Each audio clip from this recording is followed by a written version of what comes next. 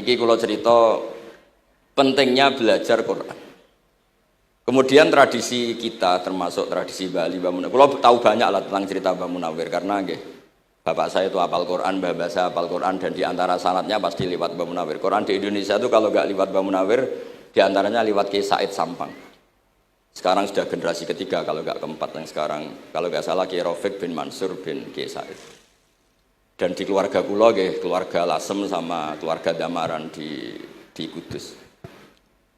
Dulu itu di antara keagungan Quran itu keahliannya ulama memberi penjelasan.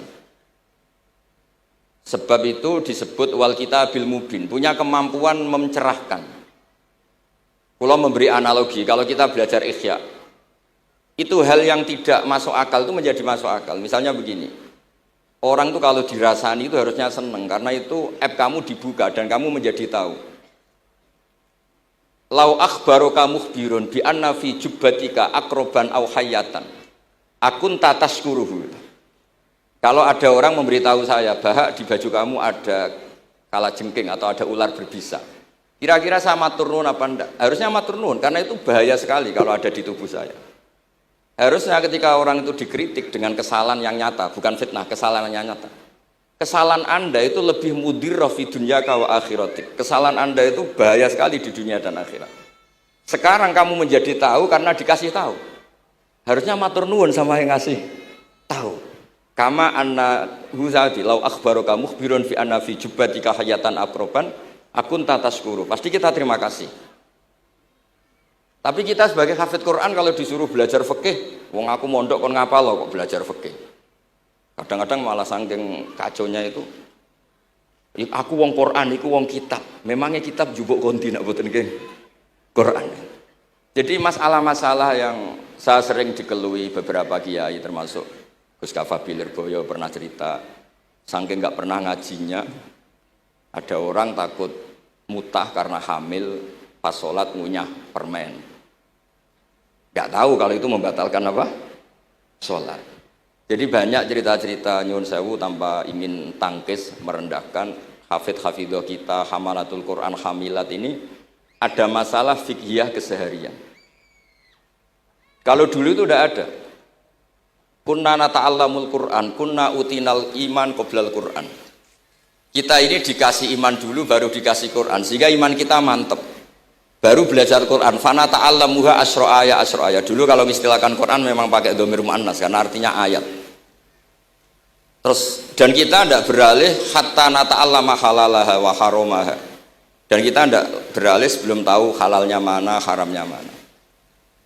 Ini penting karena ada hal-hal yang sifatnya itu fatal kalau tidak ngerti. Misalnya tafsir. Itu ada ayat wa min thamaratin nakhili wal a'nabi tattakhiduna minhu sakaron. Ketika khomer belum diharamkan itu masih Allah imtinan itu menyebut nikmat. Di antara nikmat itu disebut tattakhiduna minhu sakaron. Kamu itu kalau punya buah anggur bisa agak-agak ngefly dan itu bisa melupakan problem Anda. Kemudian ketika perang itu orang Islam itu sadar, yang orang kafir itu agak sakau, agak sakaron, kalah dia pede, yang orang Islam gak pede karena sadar. Akhirnya masih ada jawaban kul fi ma itsmun kabir wa manafi'u linnas, termasuk terus kendel. Akhirnya ya sama-sama agak ngefly, sebagian ya tidak semuanya. Sehingga haramnya khomer itu sampai 3 kali periode. Nah, pernah haram hanya kalau dekati sholat, la taqrabus sholat wa antum sukaro. Tapi kalau mau sholat duhur ya nyakonya itu jam 7. Jangan setengah 12 nanti masih kuliah ayyuhal kafirun a'budu ma ta'budun wa antum abidu nama. Karena peristiwa itu baru terakhir diharamkan tanpa catatan. Nah hal-hal seperti ini misalnya saya ini Mbah Mus sering ngendikan, Pak Kures juga sering ngendikan, saya tidak percaya terjemah kata Mbah Mus. Ya karena kalau terjemah itu berdiri sendiri ada ayatun mansukhoh atau ahkamun sing mansukhoh atau hukmun sing mansuh. Kebetulan anak ini belajar yang mansuh, dia tidak ngerti nasihnya, yaitu terus dipegang, katanya memegang Al-Quran. Padahal hukum itu sudah diganti sama Allah Ta'ala, disebut nasah mansuh.